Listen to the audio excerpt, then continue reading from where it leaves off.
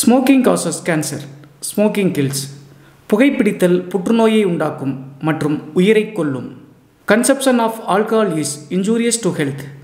மது அருந்துதல் உடல் நலத்திற்கு கேடு விளைவிக்கும். Be safe, don't drink and drive.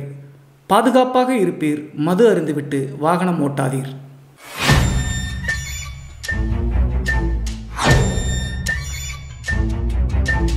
Hi everybody, நான் உங்கள் Siva. Welcome to our channel. இன்றைய காணொலியில் தமிழ்நாட்டினுடைய ஈரோடுக்கு அருகாமையில் நடந்த ஒரு அதிபயங்கர அமானுஷ்ய சம்பவத்தை தாங்க முழுமையாக பார்க்க போகிறோம். இந்த சம்பவத்தில் ஈரோடு டு சத்தியமங்கலம் போகக்கூடிய இடைப்பட்ட இடத்துல இருக்கக்கூடிய ஒரு கிராமத்தை சேர்ந்த எல்லை தெய்வமான வாராகியம்மன் அப்படிங்கிற அந்த தெய்வத்தை சுயநலத்திற்காக ஒரு நபர் கட்டுப்பாட்டுக்குள்ளே கொண்டு வந்து அதற்கு பிறகு அந்த கிராமத்தில் நடந்த துர்மரணங்கள் மற்றும் அமானுஷ்யங்கள் தாங்க இன்றைய காணொலி. ஸோ இன்றைய காணொலியும் கொஞ்சம் கூட சுவாரஸ்யம் மற்றும் த்ரில்லிங் குறையாமல் நீங்கள் அப்படியே எதிர்பார்க்கலாங்க. இதுபோன்று உங்களுடைய வாழ்க்கையிலும் ஏதாவது திகில் சம்பவம் நடந்துருச்சுன்னா இந்த மின்னஞ்சல் மூலியமாக அதை ஷேர் பண்ணலாங்க. ஒருவேளை மின்னஞ்சலில் டைப் பண்ணுறது கஷ்டமாக இருந்துச்சு அப்படின்னா நம்ம சேனலோட இன்ஸ்டாகிராம் லிங்கை கீழே டிஸ்கிரிப்ஷனில் கொடுத்துருக்கேங்க. அதில் போய் ஃபாலோ பண்ணிவிட்டு வாய்ஸ் நோட்டாக கூட ஷேர் பண்ணலாங்க. இதுவரைக்கும் நம்ம சேனலை நீங்கள் சப்ஸ்கிரைப் பண்ணாமல் பார்த்துட்டு இருந்தாலும் சரி, புதிய பார்வையாளராக இருந்தாலும் சரி, வீடியோக்கு கீழே இருக்கக்கூடிய சப்ஸ்கிரைப் பட்டன் மற்றும் பெல் ஐக்கான் இரண்டையுமே கிளிக் பண்ணிடுங்க. நம்ம ஷோக்குள்ள போலாம்.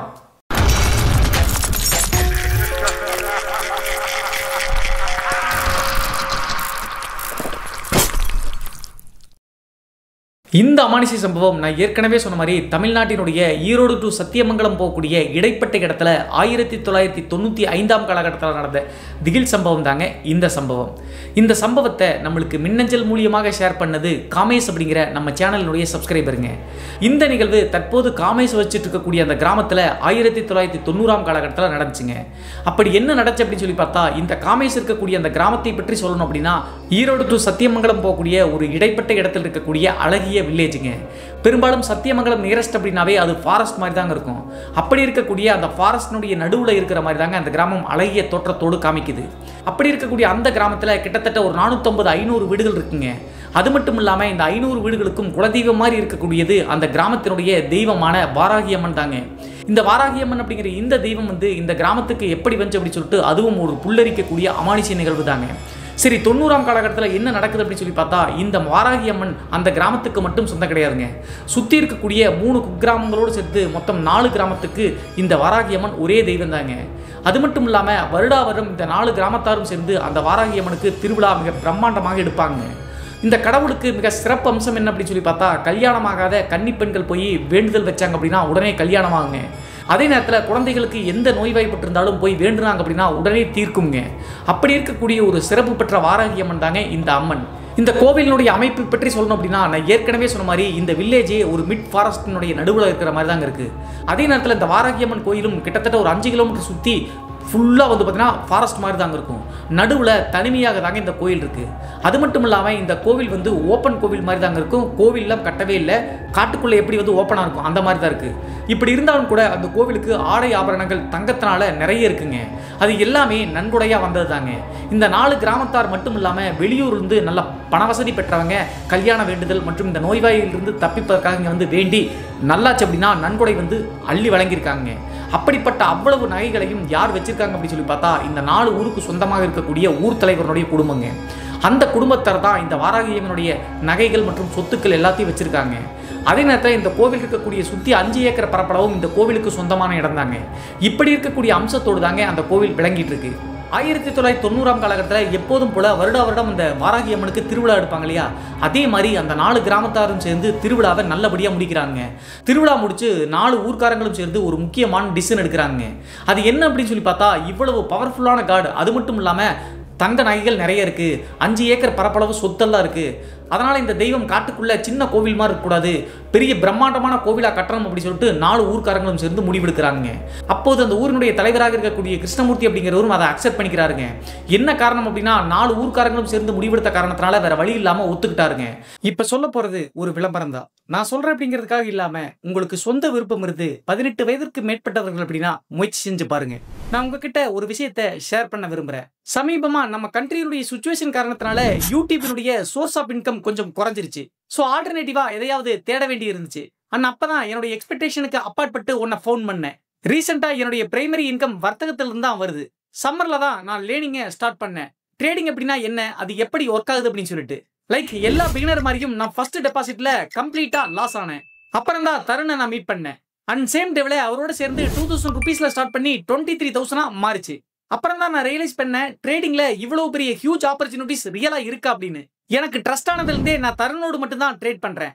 அவர் ஒரு ஜீனியஸான ட்ரேட் ப்ரெடிக்ஷன் சாஃப்ட்வேரை டெவலப் பண்ணிருக்காரு.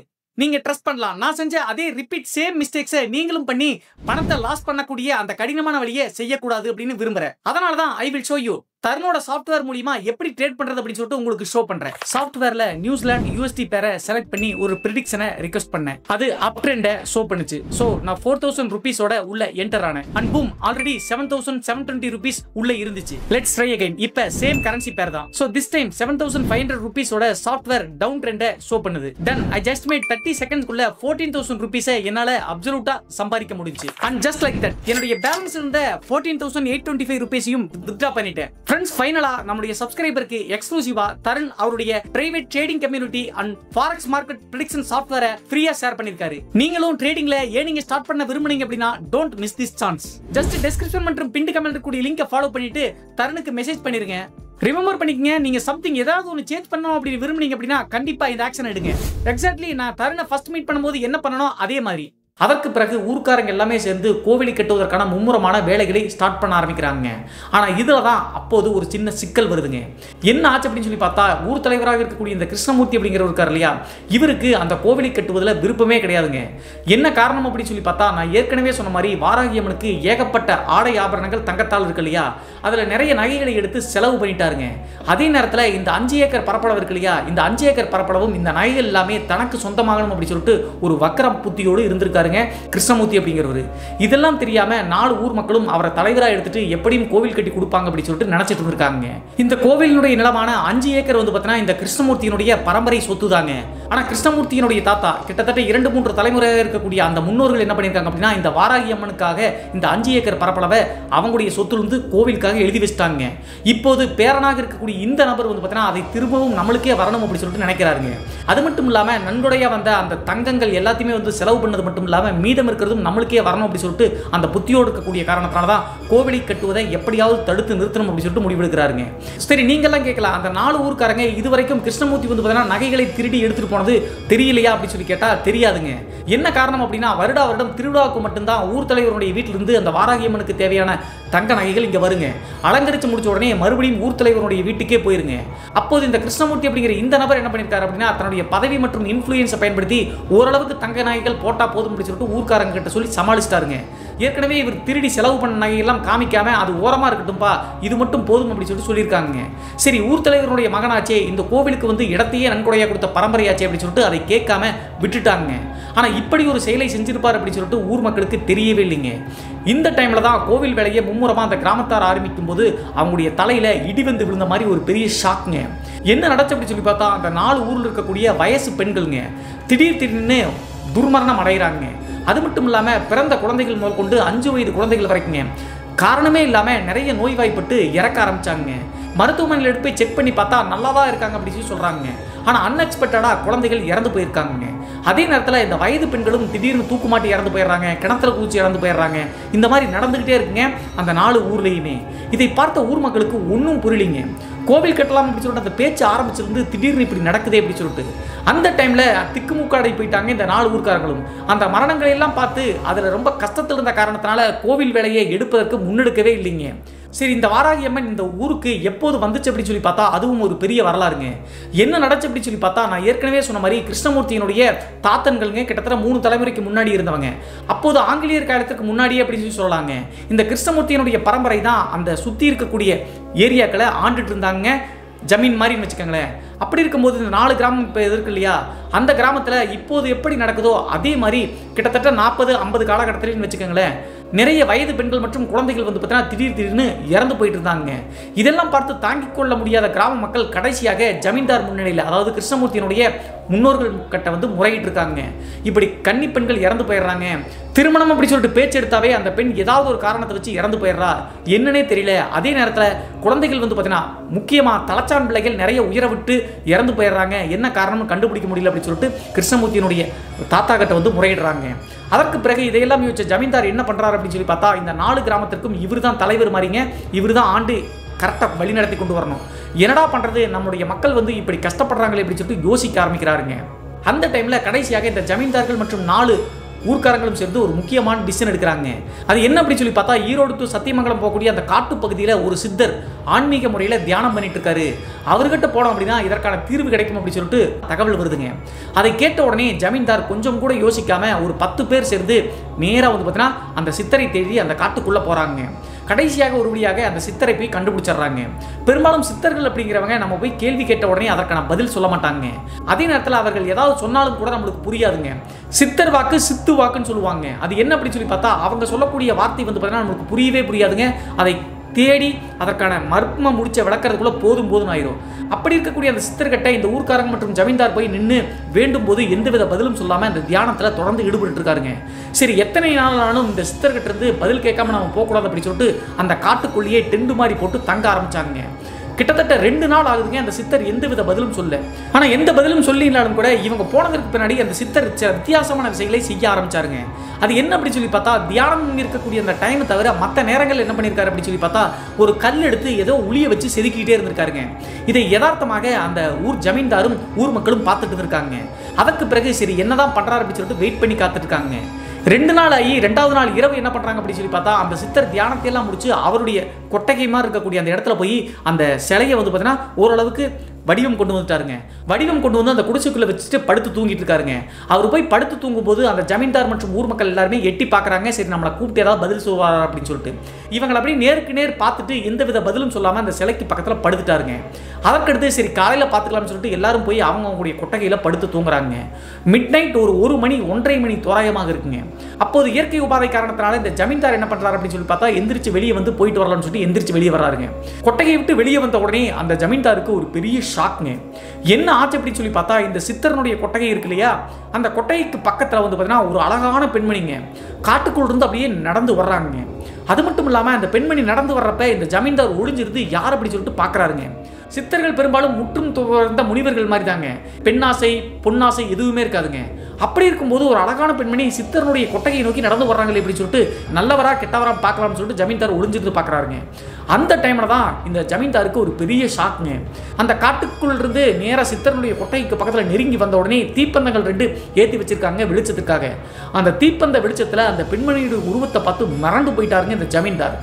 என்ன ஆச்சு அப்படின்னு சொல்லி பார்த்தா, தூரத்திலிருந்து பார்க்கும்போது அழகான சேரி கட்டி ஆடை ஆபரணங்களோடு நடந்து வர்றாங்க அந்த பெண்மணி. ஆனால் பக்கத்தில் நெருங்கி வந்து அந்த நெருப்பு வெளிச்சத்தில் பார்க்கும்போது அந்த பெண்ணினுடைய தலை வந்து பார்த்தீங்கன்னா நார்மல் பெண்ணினுடைய தலையே கிடையாதுங்க.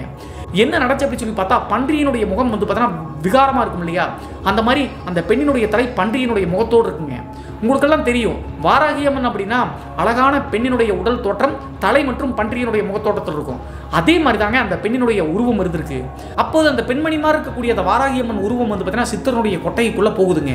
உடனே மிரண்டு பயந்து போன ஜமீன்தார் அவருடைய கொட்டைக்குள்ளே போயிடலாம் அப்படின்னு சொல்லிட்டு பயந்து வேக வேகமாக கொட்டைக்குள்ளே என்ட்ரி ஆகிறாருங்க.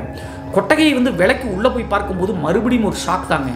என்ன ஆச்சு அப்படின்னு சொல்லி பார்த்தா, ரெஸ்ட் ரூம் போலாம்னு சொல்லிட்டு எந்திரிச்சு வெளியே வரும்போது இவர் மட்டும் தாங்க அந்த கொட்டையில் படுத்திருந்தாரு, வேற யாரும் கிடையாது. ஆனால் இப்போது திரும்பி உள்ளே போகும்போது அங்கே படுத்திருந்த சித்தர் வந்து பார்த்தீங்கன்னா இவருடைய கொட்டைக்குள்ளே சம்மணம் போட்டு முழிச்சு வந்து பார்த்தீங்கன்னா இவரை எதிர்பார்த்து காத்திருக்க மாதிரி உட்காந்துருக்காருங்க. அந்த உருவத்தை பார்த்து பயத்தினுடைய உச்சத்தில் இருந்த ஜமீன்தாருக்கு என்ன பேசுறது அப்படின்னே தெரியலீங்க. அப்போது அந்த கொட்டைக்குள்ள தியானம் பண்ணுற மாதிரி உட்காந்து இந்த சித்தர் வந்து பார்த்தீங்கன்னா ஜமீன்தாருடைய முகத்தை பார்த்துட்டு ஏதோ சைகை காமிக்கிறாருங்க. அவர் சைகை காமிக்கிறதெல்லாம் பார்த்தா அவருடைய கொட்டைக்குள்ள அந்த பெண்மணியினுடைய உருவம் போச்சு இல்லையா, அந்த சைடு இப்படி சைகை காமிச்சிட்டு எதையோ சொல்ல ட்ரை பண்ணுறாருங்க. இது எல்லாத்தையுமே அப்படி ஸ்டன்னான மாதிரி எதுவும் பதில் பேசாமல் அதிர்ச்சியில் உறைஞ்சு போன மாதிரி நின்று பார்த்துட்டு இருக்காருங்க. அதற்கடுத்து அந்த சைகையெல்லாம் காமிச்சிட்டு சித்தர் வந்து நேராக எந்திரிச்சு அவருடைய கொட்டையை விட்டு போயிட்டாருங்க. அதற்கு பிறகு ஜமீன்தாருக்கு என்ன நடச்சு அப்படின்னே தெரியலீங்க. இவர் எப்படி தூங்கினார் அப்படின்னு சொல்லிட்டு அவருக்கே தெரியலீங்க. நைட்டு ஒரு 3:30 மணி தோராயமாக இருக்குங்க. இவரை எறியாம ஆழ்ந்த தூக்கத்துக்கு போயிட்டாருங்க. அப்போது கனவுல வந்து பார்த்தீங்கன்னா அந்த பெண்மணியினுடைய உருவத்தோற்றம் ரியலாக நடந்துச்சுல, அந்த காட்சி மறுபடியும் இவருக்கு வருதுங்க. அது மட்டும் இல்லாமல் இந்த சித்தர் வந்து பார்த்தீங்கன்னா இந்த ஜமீன்தாரை தட்டி எழுப்புறாருங்க. கனவு மூலியமா எந்திரிச்சு என்னதாமே அப்படின்னு சொல்லிட்டு கேட்கும்போது அவர் ஒரு பதில் சொல்றாருங்க. நேரில் பார்க்கும்போது எந்தவித பதிலும் சொல்லாம ஊமையாக தான் இருந்தார். இப்போது என்ன சொல்றாரு அப்படின்னு சொல்லி பார்த்தா, நீ தேடி வந்த பொருள் அந்த கொட்டகையில தான் இருக்கு, நீ பார்த்த அந்த பெண்மணி தான் நீ தேடி வந்த பொருள் அப்படின்னு சொல்லி மட்டும் சொல்லிட்டு டக்குன்னு வந்து பார்த்தீங்கன்னா கனவு வந்து மீண்டு போயிட்டாருங்க. இந்த கனவு வந்த உடனே அதிர்ச்சியில தூக்கத்திலிருந்து முழிச்சு எந்திரிச்சிட்டாருங்க. முழிச்சு எந்திரிச்சு பக்கத்து கொட்டைகள் இருக்கக்கூடிய ஊர் மக்கள் எல்லாம் அழைச்சி நடந்த விஷயங்கள் அனைத்தையும் சொல்றாருங்க. அதற்கு பிறகு எல்லாரும் சேர்ந்து அந்த சித்தரனுடைய கொட்டைக்குள்ள போய் பார்க்கும்போது கல்லால் வடிவமைக்கப்பட்ட அந்த உருவம் இருக்கு இல்லையா, அந்த உருவத்தினுடைய சாமி சிலை மட்டும்தாங்க இருக்கு, சித்தரை காணோம். சித்தர் எங்க போனார் அப்படின்னு சொல்லிட்டு சுத்தி முத்தியும் தேடி பார்க்கும்போது எங்கேயுமே இல்லைங்க. அப்போதுதான் ஜமீன்தாரனுடைய கனவுல சொன்ன அந்த விஷயம் ஞாபகம் வருதுங்க. இதுதான் நீ தேடி வந்த பொருள் அப்படின்னு சொன்ன காரணத்தினால அந்த கல் சிலையை எடுத்து பக்கத்துல நெருக்கமா வச்சு பார்க்கறாங்க. பார்க்கும்போது ஜமீன்தாருக்கு உடம்பே புல்லரிச்சு போச்சுங்க. தத்ரூபமாக நைட்டு வந்து பார்த்தீங்கன்னா அந்த காட்டுக்குள்ள நடந்து வந்த அந்த அழகிய பெண்மணி வராகியினுடைய தோட்டத்தில் வந்தாங்கல்ல, அதே உருவத் தோட்டத்தில் தான் சின்ன சைஸில் வந்து பார்த்தீங்கன்னா அந்த சிலையை வடிவமைச்சிருக்காருங்க சித்தர். அது நமக்காக தான் அப்படி சொல்லிட்டு அப்போது இவங்களுக்கு புரிஞ்சிச்சுங்க. அதற்கு பிறகு அடுத்த நாள் காலையில் வரைக்கும் வெயிட் பண்ணி பார்க்கலாம், சித்தருக்கு நன்றி சொல்லலாம் அப்படின்னு சொல்லி பார்க்கும்போது சித்தர் எங்கேயுமே இல்லைங்க. சரி, நம்மளுக்கு தேவையான விஷயத்தை கொடுத்துட்டு அவர் கிளம்பிட்டாரு அப்படின்னு சொல்லிட்டு நினைச்சு அந்த ஜமீன்தார் வந்து பார்த்தீங்கன்னா அந்த வராகியம்மனுடைய சிலை எடுத்துட்டு நேராக கிராமத்துக்கு வர்றாங்க. வந்த பிறகு ஊர் மக்களினுடைய ஆலோசனைப்படி இப்போது இருக்கக்கூடிய அந்த 5 ஏக்கர் பரப்பளவில் பார்த்தீங்கன்னா இந்த சிலையை வடிவமைச்சு ஓப்பன் கோவிலாக இருக்குங்க. சுற்றி அந்த 5 ஏக்கர் பரப்பளவையும் இந்த கோவில் சொத்தா அந்த கிருஷ்ணமூர்த்தியினுடைய தாத்தாவாக இருக்கக்கூடிய ஜமீன்தார் எழுதி வச்சிருக்காரு. அந்த நபருக்கு அந்த தெய்வத்தை நேரில் பார்த்த காரணத்தினால அந்த தெய்வத்தினுடைய சக்தி நல்லாவே தெரிஞ்சுங்க. அதனால ரொம்ப தீவிர பக்தியோடு கும்பிட்டுட்டு இருந்தாங்க. அவர் மட்டும் இல்லைங்க, அதற்கு பிறகு வந்த 2 தலைக்கட்டும் வந்து பார்த்தீங்கன்னா அந்த வாராகியம்மனை பயபக்தியோடு கும்பிட்டு இருந்தாங்க. ஆனால் இப்போது இருக்கக்கூடிய இந்த கிருஷ்ணமூர்த்தி அப்படிங்கிற இந்த நபர் வந்து பார்த்தீங்கன்னா அந்த தெய்வத்தின் மேலே நம்பிக்கையே கிடையாதுங்க. அதே நேரத்தில் நம்முடைய பரம்பரை சொத்து தானே கோவிலுக்கு தாத்தா எழுதி வச்சாரு, அதை நம்ம திரும்பி ரிட்டர்ன் வாங்கிக்கிறோம், அது மட்டும் இல்லாமல் நன்கொடைய வந்த நாய்கள் எல்லாமே நம்ம சொந்தமாக்கிறோம் அப்படின்னு சொல்லி நினைச்சு இப்படி உக்கிரமான புத்தியில் இருந்திருக்காருங்க, கொடூரமான புத்தியில் இருந்திருக்காரு. அதனாலதான் வராகியம்மனுக்கு மிக பிரம்மாண்டமா கோவில் கட்டணும் அப்படின்னு சொல்லிட்டு முடிவெடுத்த உடனே இந்த கிருஷ்ணமூர்த்தி அதை தடுக்கிறாருங்க. இவர் என்ன யோசிக்கிறார் அப்படின்னு சொல்லி பார்த்தா, பிரம்மாண்டமா கோவில் கட்டணும் அப்படின்னா செலவு வந்து ரொம்ப அதிகமாகும், இந்த நகைகள் எல்லாமே கேட்பாங்க, கோவிலை கட்ட வேண்டியது மொத்த நகைகளும் வெளியே வந்துச்சு அப்படின்னா நம்ம திருடனெல்லாம் தெரிஞ்சிடும் அப்படின்னு சொல்லிட்டு அதை தடுக்க பார்த்துருக்காருங்க. அப்போது நான் ஏற்கனவே சொன்ன மாதிரி கோவில் கட்டலாம் அப்படின்னு சொல்லிட்டு ஸ்டார்ட் பண்ண உடனே எப்போதும் போல அந்த கன்னி பெண்கள் வந்து பார்த்தீங்கன்னா இறந்து போகிறது, குழந்தைகள் வந்து நோய்வாய்ப்பட்டு இறந்து போகிறது, இந்த மாதிரி மறுபடியும் நடந்துட்டு இருக்குங்க. இந்த வாராகியம்மன் இங்கே கொண்டு வருவதற்கு முன்னாடி, அதாவது அந்த 3 தலைமுறைக்கு முன்னாடி ஜமீன்தாருக்கு என்ன பிரச்சனை நடச்சோ அதே பிரச்சனை இப்போ மறுபடியும் கிராமத்தில் வருதுங்க. என்ன நடக்குது அப்படின்னே ஊர் மக்களுக்கு ஒன்றும் புரியலிங்க. அப்போதான் இவங்களை அதிர்ச்சிக்குள்ளாக்கும் வகையில் இன்னும் ஒரு பயங்கரம் நடந்துச்சுங்க. என்ன ஆச்சு அப்படின்னு சொல்லி பார்த்தா, நைட் எல்லாம் இந்த 4 ஊர்லையும் தூங்கவே முடியலைங்க. இரவு தெருக்கள் இருக்கக்கூடிய தெருநாய்கள் நடுநிசி நேரம் வந்துச்சு அப்படின்னா அதிகாலை வரைக்கும் தூங்க விட மாட்டேங்குதுங்க. ஃபுல்லாக ரோடு ஃபுல்லாக வந்து பார்த்தீங்கன்னா அப்படியே கும்பலாக சேர்ந்துக்கிட்டு கூச்சலிட்டு ஊழையிட்டு ஆக்ரோஷமாக கத்திக்கிட்டே போகுதுங்க. இது வரைக்கும் இந்த தெருநாய்கள் இப்படி வித்தியாசமாக பிஹேவ் பண்ணதே கிடையாதுங்க. பெரும்பாலும் தெருநாய்கள் இப்படி ஊழையிட்டு ஆட்களே இல்லை இடத்த பார்த்து சுற்றி வந்து பார்த்தீங்கன்னா விரட்டிட்டு வந்துச்சு அப்படின்னா அங்கே ஏதோ ஒரு துஷ்ட சக்தி நாய்களுடைய கண்களுக்கு தட்டுப்படுது அப்படின்னு தான் அர்த்தம். இது ஊர் மக்களுக்கு புரிஞ்சாலும் கூட இது வரைக்கும் இப்படி நடந்தது இல்லையே, இப்போது மட்டும் ஏன் நடக்குது அப்படின்னு சொல்லிட்டு 1000 குழப்பங்களுக்கு உள்ளாக ஆரம்பிச்சாங்க. அப்போதுதான் இன்னும் ஒரு பயங்கரம் நடக்க ஆரம்பிச்சுங்க. என்ன நடச்சு அப்படின்னு சொல்லி பார்த்தா, இந்த கன்னி பெண்கள் வந்து பார்த்தீங்கன்னா காரணமே இல்லாமல் தூக்கு போட்டு இறக்குறது, கிணத்துல விழுந்து இறந்து போகிறது ஃபர்ஸ்ட் மாதிரியே இப்போது மறுபடியும் நடக்க ஆரம்பிச்சுங்க. திக்குமுக்காடி போன ஊர் மக்கள் வந்து பார்த்தீங்கன்னா கிருஷ்ணமூர்த்தி கிட்டையே வந்து முறையிடுறாங்க. அவர் தான் இது எல்லாத்துக்கும் காரணம் அப்படின்னு சொல்லிட்டு தெரியாத அப்பாவி மக்களுங்க அவங்க. இதற்கு முன்னாடி அவங்களுடைய தாத்தா கிட்ட வந்து முறையிடும் போது அவர் இந்த ஊருக்காக நல்லது செஞ்சாருங்க. ஆனால் கிருஷ்ணமூர்த்தி ஊர் மக்கள் வந்து அப்படி புலம்பி அழுகும்போது வெளியே வந்து பார்த்தீங்கன்னா துக்கமாக காமிச்சாலும் கூட மனசுக்குள்ள சந்தோஷப்பட்டிருக்காருங்க, நம்ம நினைச்சது நிறைவேறிடுச்சு அப்படின்னு சொல்லிட்டு. சரி நான் பார்த்துக்கிறேன் அப்படின்னு சொல்லிட்டு சொல்லி ஊர் மக்களை சமாளிச்சு தாங்க வச்சிருந்திருக்காரு. மரணங்கள் மற்றும் தலச்சாம்பிள்ளைகள் வந்து பார்த்தீங்கன்னா இறந்து போயிட்டே இருக்காங்க. நடுநிசி நேரத்தில் கிராமத்தினுடைய தெருக்களில் வந்து பார்த்தீங்கன்னா தெருநாய்கள் ஊழையிட்டு குறைப்பதற்கான காரணத்தை கிராம மக்கள் போக போக புரிஞ்சுக்கிட்டாங்க. எதற்காக நாய்கள் அப்படி ஊழையிட்டு குறைக்குது அப்படின்னு சொல்லி பார்த்தா, இந்த அற்பாயுசில் இறந்து போகக்கூடிய கன்னி பெண்கள் இருக்காங்க இல்லையா, அந்த கன்னி பெண்கள் எல்லாமே ஆசை நிறைவேறாமல் என்ன காரணம் அப்படின்னே தெரியாமல் இறந்து போன காரணத்தினால தெருக்கள் வழியாக அந்தந்த வீடுகளுக்கு வந்து பார்த்தீங்கன்னா ஆன்மாக்களாக தஞ்சம் புகுந்து வர ஆரம்பிச்சாங்க. நல்ல டைரக்டாக சொல்லணும் அப்படின்னா சுடுகாட்டு கட்டுக்குள் இருந்த ஆவிகள் எல்லாமே கிராமத்துக்குள்ளே வர ஆரம்பிச்சுங்க. அதே நேரத்தில் ஆசை நிறைவேறாமல் போன கன்னி பெண்களுடைய ஆன்மாக்கள் அவங்களுடைய சொந்த குடும்பத்திலேயே யாரோ ஒரு நபர்கள் வந்து ஆட்டி படைச்சு பேயாடுற மாதிரி பண்ணிகிட்டே இருந்திருக்காங்க. இது எல்லாமே வித்தியாசமான பிஹேவியராக இருக்குது அப்படின்னு சொல்லிட்டு ஊர் மக்கள் பயந்து போய் சமாளிக்க முடியாமல் ஒரு சில குடும்பங்கள் ஊரை காலி பண்ண ஆரம்பித்தாங்க. அப்போதும் இது எல்லாத்தையுமே கிருஷ்ணமூர்த்தி வந்து பார்த்தீங்கன்னா வேடிக்கையை தாங்க பார்த்துட்டு இருந்திருக்காரு. கடைசியாக 4 ஊர் பொதுமக்களும் சேர்ந்து இதற்கு மேலே வந்து பார்த்தீங்கன்னா கிருஷ்ணமூர்த்தியை நம்பி நம்மளுக்கு பிரயோஜனம் இல்லை, வேற ஏதாவது நம்ம வழிதான் தேடணும் அப்படின்னு சொல்லிட்டு முடிவெடுத்து ஒரு முக்கியமான டிசிஷன் எடுக்கிறாங்க. என்ன பண்றாங்க அப்படின்னு சொல்லி பார்த்தா, கேரளாவுக்கு போய் ஒரு ஆன்மீகவாதி அல்லது நம்பூதிரியை பார்த்து இதற்கான காரணம் என்ன அப்படின்னு சொல்லிட்டு தீர்வு கேட்டு வரலாம்னு சொல்லிட்டு கிளம்புறாங்க. கிளம்பும் போது கிருஷ்ணமூர்த்தி வந்து பார்த்தீங்கன்னா நான் வரல அப்படின்னு சொல்லிட்டு அப்ஜெக்ட் பண்ணியிருக்காருங்க. அவங்களையும் போக வேண்டாம் அப்படின்னு சொன்ன காரணத்தினால கிருஷ்ணமூர்த்திக்கே தெரியாம அந்த 4 ஊர் பொதுமக்கள்ல சில பேர் கிளம்பி வந்து பார்த்தீங்கன்னா கேரளாவுக்கு போயிட்டாங்க. அங்க போய் திருவனந்தபுரத்துல ஒரு பவர்ஃபுல்லான நம்பூதிரியை பார்த்துட்டாங்க. பார்த்த பிறகுதான் இவங்களுக்கு பெரிய ஷாக்குங்க. அந்த நம்பூதிரி இந்த ஊர் மக்கள் சொன்ன விஷயங்கள் எல்லாத்தையும் கேட்டு ஒரு சின்ன பூஜை மாதிரி பண்றாருங்க. பூஜையெல்லாம் பண்ணி முடிச்சு இந்த ஊர் மக்கள்கிட்ட சொன்ன விஷயத்தை கேட்டு ஊர் மக்களுக்கு நெஞ்சே வெடிக்கிற மாதிரி துக்கம் வந்துருச்சுங்க. அவர் அப்படி என்ன சொல்லியிருக்காரு அப்படின்னு சொல்லி பார்த்தா, ஊருக்குள் இருந்த வராகி அம்மனை கட்டுக்குள்ள கொண்டு வந்திருக்காங்க, அது வந்து செயல்பட முடியாம சக்தியை வந்து பார்த்தீங்கன்னா அடக்கி வச்சிருக்காங்க. இதையெல்லாம் செய்வது நீங்க நம்பிக்கையா நினைச்ச அந்த ஊர் தலைவருடைய மகன் தான் அப்படின்னு சொல்லிட்டு ஓப்பனா போட்டு உடச்சிட்டாருங்க. இதை கேட்ட உடனே நம்புறதா வேணாமா அப்படின்னு சொல்லிட்டு தெரியலீங்க. கிட்டத்தட்ட தலைமுறையாக அந்த வாராகியம்மனை இங்க கொண்டு வந்து பிரதிஷ்டை பண்ணதே அவங்க தாத்தா தான்.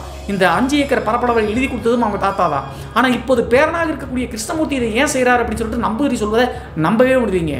அதே நேரத்தில் அந்த நம்பூதிரி அந்த வாராகியம்மனை எப்படி கிருஷ்ணமூர்த்தி கட்டுக்குள்ள கொண்டு வந்தார் அப்படின்னு சொல்லிட்டு மொத்த விஷயத்தையும் சொல்லிட்டாருங்க. இந்த கிருஷ்ணமூர்த்தி அப்படிங்கிறவர் என்ன பண்ணியிருக்காரு அப்படின்னா, கோவில் கட்டுற வேலையை ஸ்டார்ட் பண்ணா நகைகள் திருடு போனதை தெரிஞ்சிடும் அப்படின்னு சொல்லிட்டு முடிவெடுத்து கொல்லிமலைக்கு டைரக்டா போயிருக்காருங்க. கொல்லிமலை போயிட்டு ஒரு துஷ்ட மாந்திரிகவாதியை அணுகியிருக்காருங்க. அந்த மாந்திரிகவாதி கடவுளுக்கு எதிராக செயல்படக்கூடியவருங்க. தீய சக்திகளை வைத்து கடவுளையே மாந்திரிக கட்டுப்பாட்டுக்குள்ள கொண்டு வர அளவுக்கு பவர்ஃபுல்லான ஆளுங்க. அதனால தான் கொல்லிமலையை தேர்ந்தெடுத்திருக்காருங்க இந்த கிருஷ்ணமூர்த்தி அப்படிங்கிறவரு. அங்க போன உடனே இவர் நினைச்ச மாதிரியே இந்த வாராகியம்மன் அப்படிங்கிற தெய்வத்தை அவருடைய மாந்திரிக கட்டுக்குள்ள கொண்டு வந்துட்டாருங்க.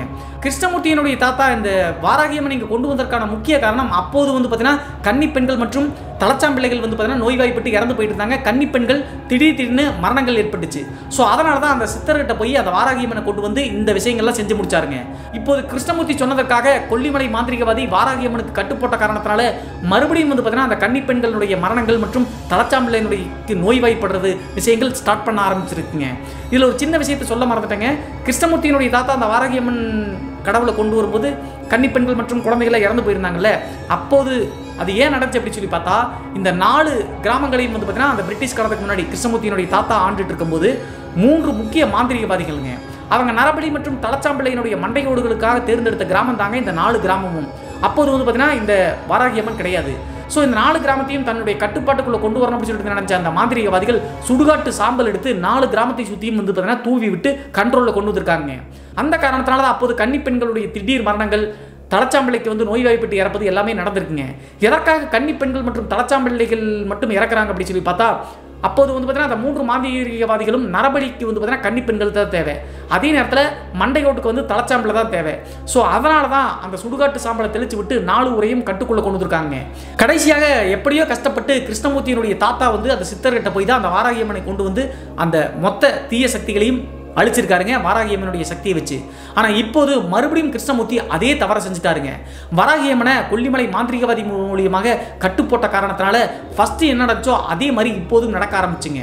இதை அனைத்தையுமே ஒன்று விடாமல் கேரள மாந்திரிகவாதி ஊர் மக்கள்கிட்ட சொல்லிட்டாருங்க. அதற்கு பிறகு என்ன சாமி பண்ணலாம், மறுபடியும் எங்களுடைய தெய்வம் எங்களுக்கே வேணும் சொல்லி கேட்ட உடனே அந்த நம்பூதிரி ஒரு முக்கியமான விஷயத்தை சொல்லியிருக்காருங்க.